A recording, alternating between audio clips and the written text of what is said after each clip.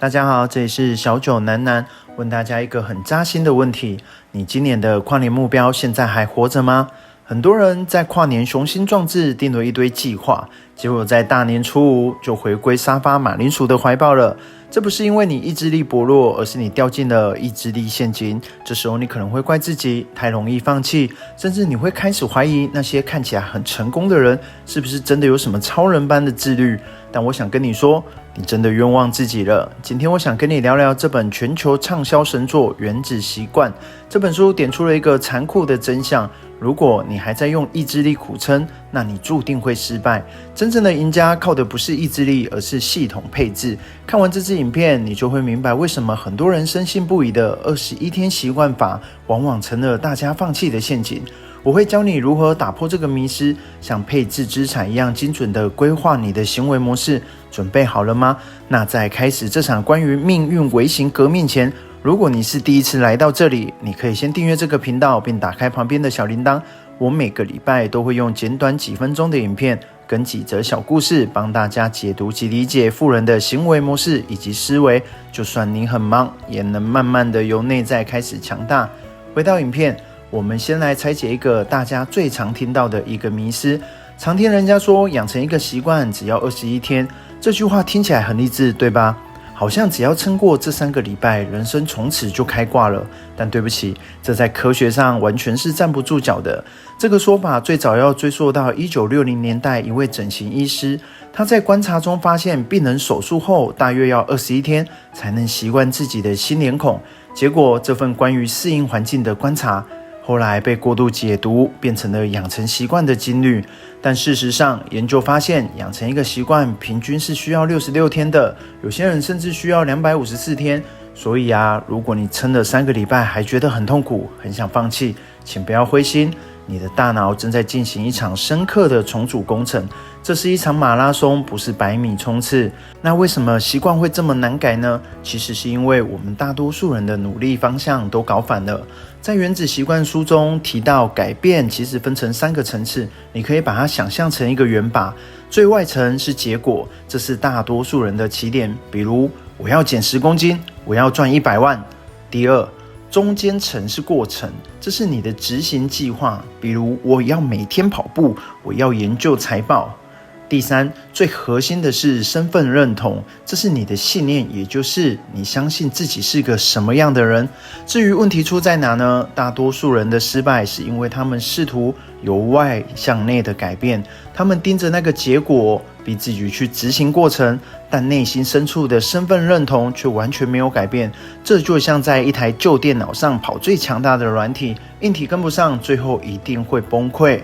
为了让我们更好的理解，书中举了一个非常有名的戒烟者案例。想象2个正在戒烟的人，有人递烟时，第一个人说：“不用了，谢谢，我正在戒烟。”这个人的方向就是由外向内，他盯着戒烟这个结果，虽然在执行的过程，但他内心依然认同自己是一个正在努力抵抗诱惑的吸烟者。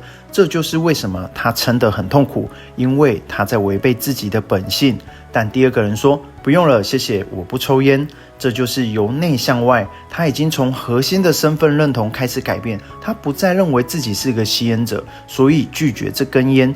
对他来说，根本不需要动用到意志力，因为这只是一个自然而然的决定。这就是为什么说大家的方向都搞反了。我们的目标不应该是读一本书，而是成为一个读书的人。目标不应该是赚一笔快钱，而是成为一个懂得驾驭财富的人。如果你内心深处觉得自己是一个注定失败的小韭菜，那就算你设定了再完美的致富计划，你的大脑也会不断的把你拉回原本的位置，因为那才符合你的身份。听到这里，你可能会想问，小九，但我现在就是个平凡的人，我要怎么认同自己是个成功人士呢？而这个问题的答案，其实就是这本书最精华、最扎心的地方——身份认同。这4个字不是靠喊口号，而是靠你每天重复做的小事，一点一点做出来的。在英文里，身份这个词的原始意义就是重复的存在。这代表你之所以是现在的你，是因为你过去重复做了哪些事情。你不需要去想什么伟大的愿景，你只需要看你今天做了什么，那就是你真正的身份。你之所以确定你自己是一个整洁的人，是因为你每天都会洗澡。你之所以认同自己是内容创作者，是因为你持续不断的拍片。你的每一次行为都像是在为你想要的身份投下一张选票。当你选择看一支理财影片而非刷短影音时，你就是在为追求卓越的人投下一票。在财商的思维里，这就是最精准的资源配置。你的时间和专注力就是你手中唯一的本金。你不需要追求一步登天，也不需要想着明天就要变超人。只要你投给变强的票比投给放弃的票多出那么一张，你就是在赢。这就是原子习惯最厉害的地方。他不叫你拼命，他只叫你别再把票投给失败的自己。那为什么这套系统要叫做原子习惯呢？原子这个词有2层意义。第一，它代表微小，微小到被你忽略，就像你每天多存50元或多读5页书，看起来对人生毫无影响，但在财商的思维里，这些习惯就是你每天投入的行为本金。第二，原子是连锁反应的起点。当无数个原子产生碰撞，释放出来的能量是核弹级别的。所以你现在的每一个微小行为，就像一颗颗原子，它们会在时间的发酵下产生连锁反应，最终引爆成未来的你。你今天学会了一个小技巧，当下可能没什么感觉，但当你累积了1000个技巧，它们会交织成谁也拿不走的专业资产。同样的，你每天偷懒一次，看似没关系，但当负面循环开始爆炸，它会在你察觉之前就彻底掏空你未来的竞争力。好了，既然道理我们都懂了，那具体要怎么配置这套系统呢？书中给了我们4个超实用的工具。第一，让提示主动找上门。你要知道，意志力是稀缺的资源，是有上限的。聪明的人不靠意志力，而是靠环境配置。如果你想养成阅读的习惯，别把书收进书柜，把它放在你每天回家必坐的沙发上，甚至直接放在你的枕头旁。你要做的就是让环境主动推你一把，让做这件事变得跟呼吸一样的顺理成章，而不是每天都在跟自己的懒惰拔河。第二，让习惯变得很诱人。这里有个大绝招，叫做诱惑捆绑。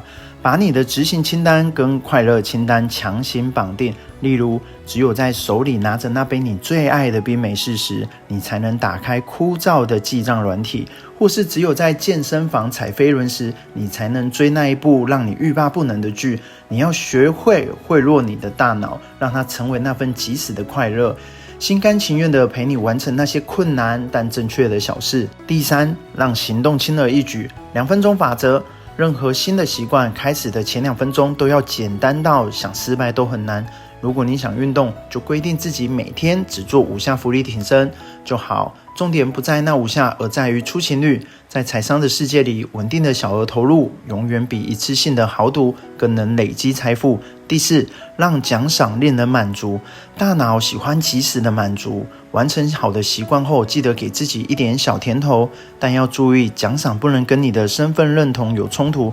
就像运动完去吃炸鸡，就是在否定自己是个健康的人。正确的做法是，运动完奖励自己泡个放松的热水澡，让大脑记住这种被奖赏的感觉。最后，我相信很多人在养成习惯的前几个月会觉得很沮丧，因为你会觉得自己付出了100分的努力，却只看到10分的成效。这种预期与现实之间的巨大落差，就是书中提到的失望之谷。在这个谷底，你会怀疑人生，想回头，想放弃，但请记住，这段时间你的努力并没有白费，你只是在储存潜力。这里有一个大自然的奇迹，也是我之前影片里提到的毛竹的故事。